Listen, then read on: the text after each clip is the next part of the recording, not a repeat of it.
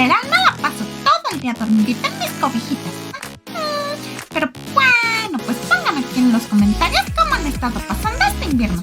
Y ahora, pues vamos a reaccionar a algo increíble, porque a mí me gusta mucho GARTEN of BANBAN. Y la verdad es que tengo muchas ganas de ver cuál es la historia tras de todo ese misterio y de esos monstruos así que parecen como dibujados de niños, pero bueno, que la verdad es que se ve que son muy diabólicos.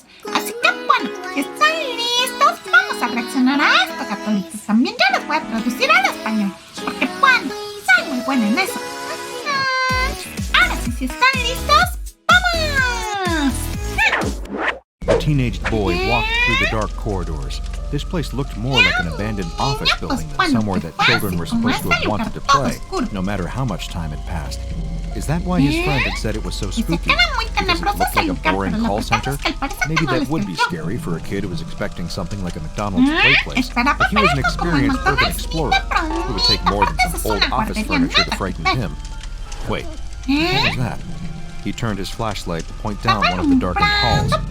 There, down at the end. What is that? Is it looking at him? Who? He jumped in fear and turned to see his friend, the girl who had brought him here, standing behind him. He was embarrassed. Here he had been bragging to himself about how brave he was, only to get scared by a simple boo. Once his friend was done teasing him, he asked if she had seen that thing at the end of the hall, but she didn't know what he was talking about. When he shined his flashlight back down the hall, nothing was there. It must have just been his imagination. Oh well, that wasn't the direction they were going. There were more interesting things to see in this strange abandoned building. The two went through a set of doors and found themselves in what looked like a business reception area. It was all very normal, boring even, sterile, like a doctor's office waiting room, but with one exception. All over the walls were images of crudely designed cartoon characters. Banban's kindergarten, said the sign on the wall. Is this what you wanted him to see? An old daycare? Why was this supposed to be scary? Who's Banban? Asked the boy. An evil smile formed on the girl's face. She was going to tell him why this place was so scary. She was going to tell him the story of the Garden of Banban. I think they stink. This was the third toy company he had been to, and at each one the reaction was the same. No one seemed to like his concept at all. Amateurish, ugly, looks like they were designed to scare children, not amuse them. These were just a few of the comments he had gotten, along with some that were so mean you didn't even want to think about them. As the inventor was escorted out of the toy executive's office, he wondered what he would do next. It seemed like no one would help him make his dream of bringing Banban and his gang of friends to life. Toy companies didn't want him, neither did any of the children's TV shows. He was out of options. If he wanted Banban to live, he'd have to do it all himself. The inventor got to work right away. He'd have to build his children's empire from the ground up, and that meant starting at the very bottom of the ladder. It might not have been a line of dolls in every toy store in the country, but a children's daycare based around the Banban theme would be a great start. A place for children to learn and grow alongside their new favorite characters. Like a garden of Banban. No, a garden of Banban, like a kindergarten. The inventor laughed at the pun he had come up with.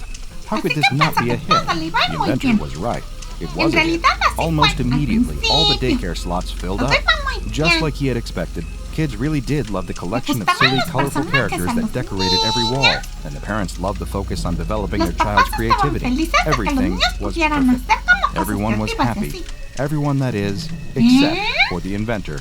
As he watched the joyful children play, all he could think about was the cruelty of those who had rejected him. And even though the children appeared happy, there was still something missing from his Garden of Banban. Then he realized what it was. The children loved these characters so much, he could see that plainly. But imagine how much more they would love them if it weren't just drawings on the wall, but real, living, breathing things that he could touch and play with. The inventor knew what he had to do. The newspapers soon reported on the strange string of kidnappings occurring all across the city. It seemed that lots of rich, successful business people were suddenly disappearing. The CEO of a toy company, a producer of cartoon TV shows, a popular children's book author. And those were just the start. The police were baffled. The only thing they could find these people had in common was that they all worked in industries related to children's entertainment. But otherwise, there were no clues, no leads, nothing to go on at all. The police were hard at work trying to solve the case of these mysterious disappearances, and the inventor was hard at work too. He paced around the room full of cages containing his victims. He mocked them, asking them if they felt powerful now that they were under his control. He asked if it made them feel big when they made fun of his Banban idea. Did they think it was funny to make fun of the idea of a dying child? The idea of his only son, whose last wish was that Banban would live on after he was gone? No, they didn't think it was very funny now at all. They looked scared, terrified, really. They begged him for help, to show mercy, to let them go. Oh, he'd let them go. Soon they'd be free to leave their cages. But not the way they were now. The inventor soon revealed to his prisoners the real reason why he had brought them here. This wasn't supposed to be his job. His true life's work and passion had been in genetics research, gene mutations to be specific. But after his son died, he devoted himself to making his child's final dream come true. Now, though, he'd get to blend these two aspects of his life together. He pulled the sheet off of a machine, his transmogrifier. The university hadn't understood his research either, just like his prisoners hadn't. They were all the same, no perspective, no vision. But now, no one could tell him no. One by one, the inventor pulled his captives out of their cages and placed them in the transmogrifier. On one side, a person would be strapped down, and on the other, the machine would analyze what they were supposed to become, transmogrifying their very genetic makeup to turn them into something that at least outwardly resembled what was on the page. The CEO of the toy company screamed as the machine went to work. Sparks flew and the room filled with smoke as the CEO's body was changed. He could feel his DNA unravel at a molecular level and be reformed. His body was compressed down, his head flattened into his shoulders. When the smoke from the machine cleared, there was no longer a man strapped to the table, but a small purple creature. "How do you feel?" asked the inventor. The purple creature opened its eyes and smiled. Soon, all of the inventor's prisoners had been turned into living versions of the same Banban characters that decorated the garden's walls. The children couldn't have been happier, and so too, at long last, was the inventor as well. Finally, all his dreams and the dreams of his son were coming true. The characters of Banban's garden were real. They were really, really real. Even more people signed up to bring their children there. The parents couldn't believe how lifelike the characters were. Yet they couldn't see any zippers or seams in the costumes. They must be robots, they thought. And they basically were. Along with the genetic destruction of their bodies came the destruction of their minds as well, except for one small glimmer of memory that still remained. The residents of the Garden of Banban got together one night, and through crude gestures, they managed to come up with a plan. The next day, after the children had all gone home, they surrounded the inventor. One of the creatures wrapped him up in its orange tentacles and threw him on the back of the one that looked like a bird. They took him down to the lowest basement floor, the place where the inventor kept his special machine. They ignored the inventor's screams and placed him in the transmogrifier.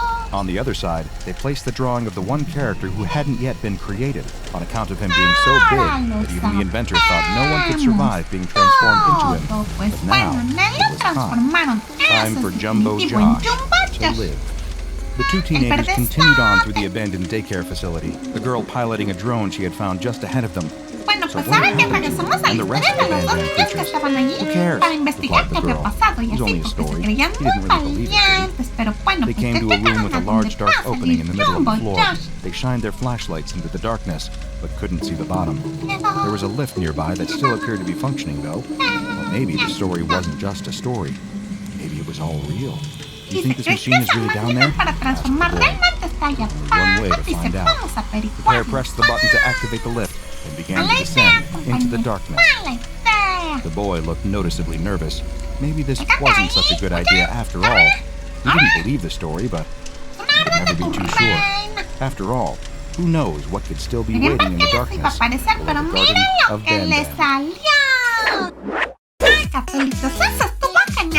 Sabemos la historia de GARTEN of BANBAN. La verdad es que cada triste, pero también se merece ese final, porque bueno, pues lo que les hizo a los otros no estaba bien tampoco, si estaba re loquillo. Ya casi merita se pone a lanzar cosas por todos lados y a bailar baile hawaiano, así con unos cocos también. La verdad es que sí estaba medio zafado, pero bueno, pues así las cosas terminó de esa manera. Ahora me gustaría saber qué va a pasar con esos niños, porque bueno, yo creo que eso lo sabremos quizá en el capítulo 2 del juego también. Pero bueno, pues si les gustó este video no olviden darle like, suscribirse y picar la campanita. Y recuerden que les dejo el link al video original aquí en la descripción. No olviden seguir este gran canal porque la verdad